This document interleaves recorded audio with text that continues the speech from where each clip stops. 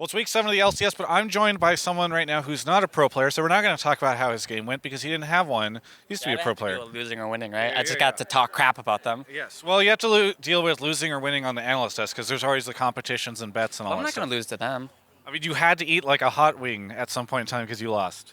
Yeah, I mean, that happens, but I'm still winning in the prediction score against everyone except for the bot. I think that thing's cheating, to be honest.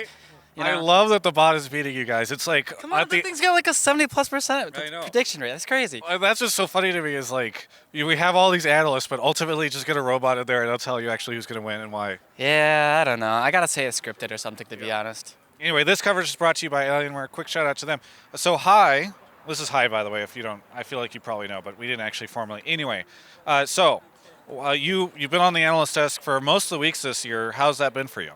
It's pretty cool. It's a lot different from playing because you look at the game differently, right? And it's easier to see some things, but it's also harder to see other things. And I'm trying to figure out a balance of like the things I want to say and things I shouldn't say. Because it's interesting to call someone bad, but I don't want to call my friends bad. And like when I was a player, it always felt bad when someone like would just talk crap up on me, right? So like I'm trying to figure out that balance well. But the community loves it whenever somebody actually, whenever it's like, oh, that was a difficult game for this team, when in reality everyone knows that team just sucked. Right, They hate it whenever the people are like trying to be like, oh, that's a challenging match for them. They want to hear you say people are bad.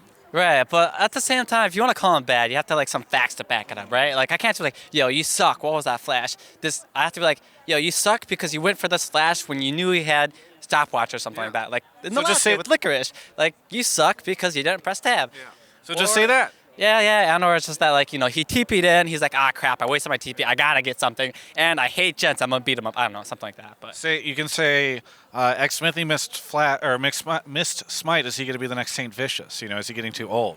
I feel like that thing has been run down a lot though, I'm not gonna blame that smite on him. I gotta say that was really close. Okay, well, it's an oldie but a goodie. Either way, so you've been doing the analyst stuff, which is exciting, but you also have another project that you announced, which took me by surprise. All of a sudden on Twitter, you guys were all talking about this. Do you want to talk about that a little bit and what you announced a couple of weeks ago? Right, so I did like a little soft launch of it where I announced on Twitter a new project I've been working on, and it's called Radiance, and it's a new team esport team rather, and brand. I know that there's a ton of them out there already, and the thing that we want to do with Radiance is to really set us apart is that I don't feel like teams have a very strong identity. They have players or they win or they have a lot of money or whatever, right? And that's fine for them, but I really want to make an identity for our brand. And for that, I chose the name Radiance because I want it to exemplify being positive, non-toxic, and friendly, and working with players, streamers, and do community events that all portray that image out. So moving forward, as the scene grows, as more audiences come in and more brands and sponsors come in, they can look at a brand like Radiance and be like, hey, everything that these guys stand for, we can really align with, and it'd be brand safe. And I think it's really important to be that way because, it's a lot of fun to like talk crap and stuff like that, but there's always a person behind every computer, every character, every unit or whatever that is being played. And, the gaming community is like a very positive community. And even though there's like stigmas against it, I really want to bring that to light that, that's not always true. Big cheers for Team Liquid as they walk out here. Right. That was 2 cheers maybe, but either way, loud cheers. Enough. Yeah.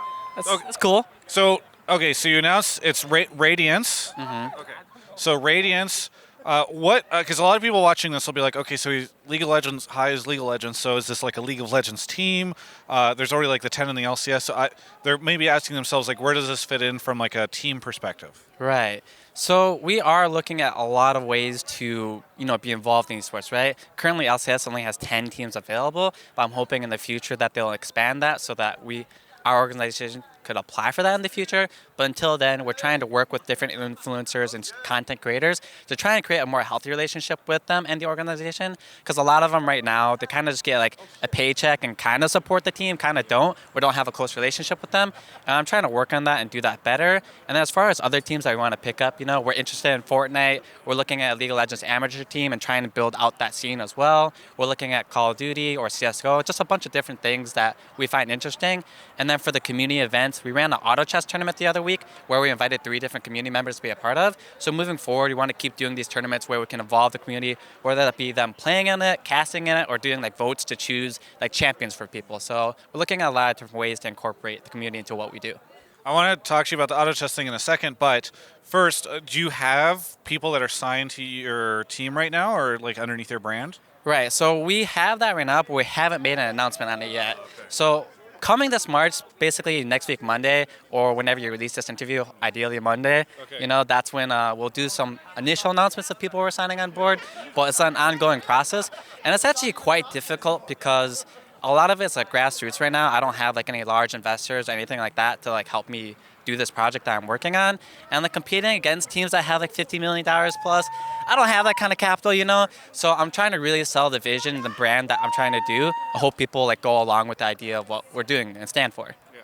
Do you have how do you handle the biz dev side of it? Because obviously when people sign with you, they're like, hey, when you get me those deals and that money and that cash. Right. So I don't have experience in that, but that's where you bring in a team to do that, right? I'm not here to say that I know everything about esports or to do everything possible, right? That's where you get a strong team that knows how to do what you don't know how to do.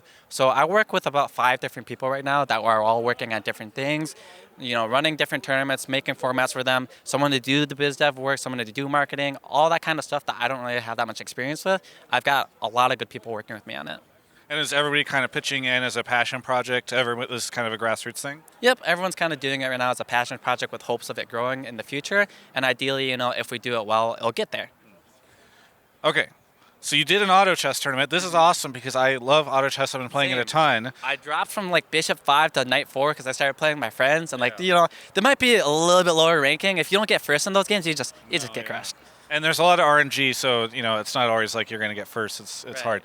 But I feel like, so what inspired the auto chess tournament? Just you enjoyed the game, you're like, we can do this? Right. Well, I really liked the game, and there wasn't that many tournaments or anything for it. And it's just kind of like a test run to see if we can do tournaments and produce them, because it's a lot more difficult than people think. The lighting, the camera, the schedule, getting talent on time, etc. So it was largely a test run for us. The next one that we want to run is a League of Legends one. And I know that people are going to be like, ooh, another League tournament, but I think we have a really cool format that we're going to do for it that should get people involved. It's kind of be like a triathlon, more or less, where they're going to play different modes like 2v2, 1v1 into a string of different matches where it'll be led by an XYZ influencer. And the higher ranking influencer you are, you'll get like negative points versus you. Like, for example, if you watch Twitch Rivals, some of the teams are just very unbalanced, right? Say you had like Yasuo versus like Lily Peach or something, right? There's a pretty big, large skill difference there, and which is fine. Yeah, Lily Pichu crushes Yasuo. Right. Yeah. There might be a big disparity in the ranking, but think of it this way. Like, if Lily Pichu kills Yasuo or something, he gets like minus 200 points or something ridiculous, right? So like ways to handicap. Yeah, like give them a handicap and like just make cool ways to interact with the influencers and have the community involved in it too. That sounds really exciting. It sounds like you want to play in it, that'd be fun. Potentially, gold and under is what we're planning right now. Yeah, you would need to give me. I would fit within that. You could also give me the largest handicap ever because I'm very bad. When is this supposed to be happening? Well, we're looking to do it before MSI and after playoffs, so there's going to be something to watch in between that, and we're working on all the details right now. This is fun. I mean, we can talk more about it. I might be interested. It'd be fun, right? Like, people like watching Bronze War. We're planning on having like casters take care of the event, cast the event, and it's more for fun to show like, hey, League of Legends is a game that's supposed to be played with your friends. Sure, it can be competitive, but at the same time, it can be fun. And that's like what Radiance is about, right? Competitivity is important, but at the end of the day, you're gaming with your friends, you're having fun, and you're having a positive, friendly atmosphere. How did the auto chess tournament do? Right, so when we hosted it, it went pretty well. We first started the stream, and we had a bit of hiccups because we haven't ran one before.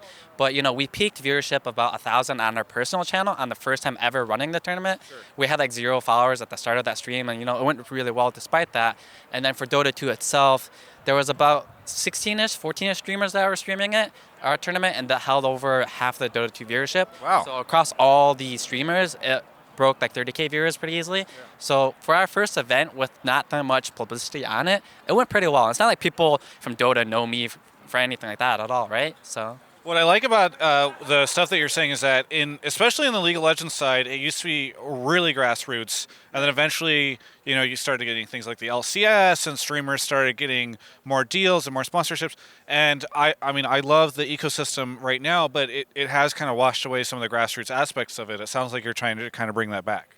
Right, because at the end of the day, these streamers, these players, they're successful because of their community, and I want to make sure that the community knows that, we're trying to involve them. And like with the league tournament, for example, like my idea with it, like like if you're gonna be a golden under, you probably don't have that many friends that are golden under, like the influencers. So they can do things like a raffle giveaway to have their subs be involved with it, and or hey, community, what do you think would be a fun 2v2 in the Baron pit? Do you think Mundo and Ezreal versus like Karthus and like X would be fun, or like those kind of things, you know?